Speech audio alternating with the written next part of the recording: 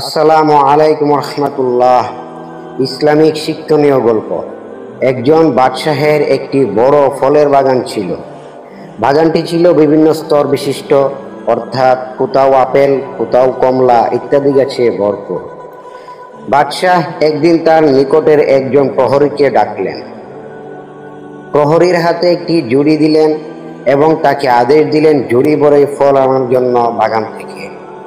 এবং বাদশাহ লোকটিকে একটি সুসংবাদ দিলেন যে তিনি লোকটিকে পুরস্কার দিবেন, কিন্তু শর্ত হলো বাগানের একই অংশে দুইবার হাঁটা যাবে না। তখন প্রহরী ভাবল, এটা তো কোনো কঠিন কাজ নয়, এক দরজা দিয়ে ঢুকবো, অন্য দরজা দিয়ে বের হব, তাহলেই তো হয়ে যাবে। যাই হোক, লোকটি এক দরজা দিয়ে বাগানে ঢুকে পড়ল এবং দেখলো বাগানের সব ফল পেকে আছে। সে যেই অংশে প্রবেশ করলো সেখানে দেখতে পেল অনেক সুন্দর সুন্দর নানান জাতের ফল পড়ে আছে। কিন্তু প্রহরী ভাবল, অন্যদিকে গিয়ে দেখে আসি, হয়তো আরো ভালো ফল পেতে পারি।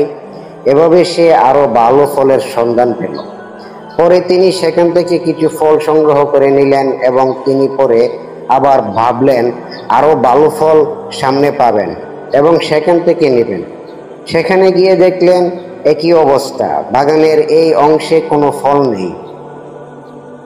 এখন সে ভাবতে লাগলো, আমি যদি বাগানের প্রথম থেকেই ফল সংগ্রহ করে নিতাম তাহলে আমাকে রিক্ত হস্তে ফিরে যেতে হতো না।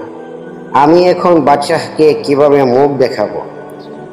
উক্ত ঘটনা বর্ণনার পর ইমাম গাজ্জালী রাহমাতুল্লাহি আলাইহি বলেন, প্রিয় বন্ধুরা, বাগানের সেই প্রহরী হলে তুমি, আর বাদশাহ হলো মহান সৃষ্টিকর্তা আল্লাহ।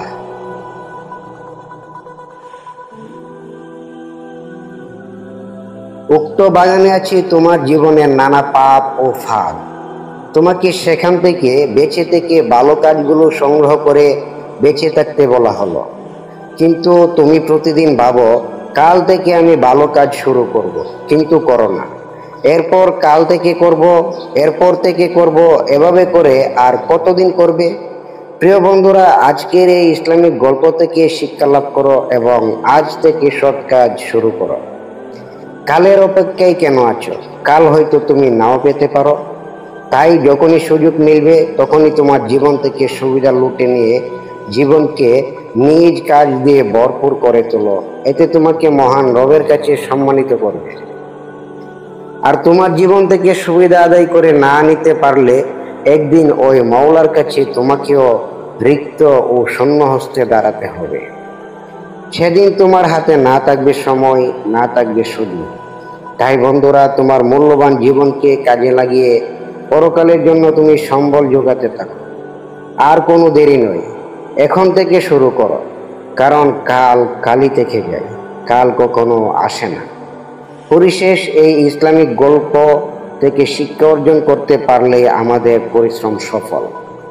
এটি তোমার বন্ধুদের সাথে শেয়ার করে তাদেরকেও হেদায়েতের ডাক দেওয়ার অনুরোধ রইল, কারণ একজন মানুষ তোমার কোনো সহযোগিতার মধ্য দিয়ে হেদায়েত গ্রহণ করলেই তুমি সফল।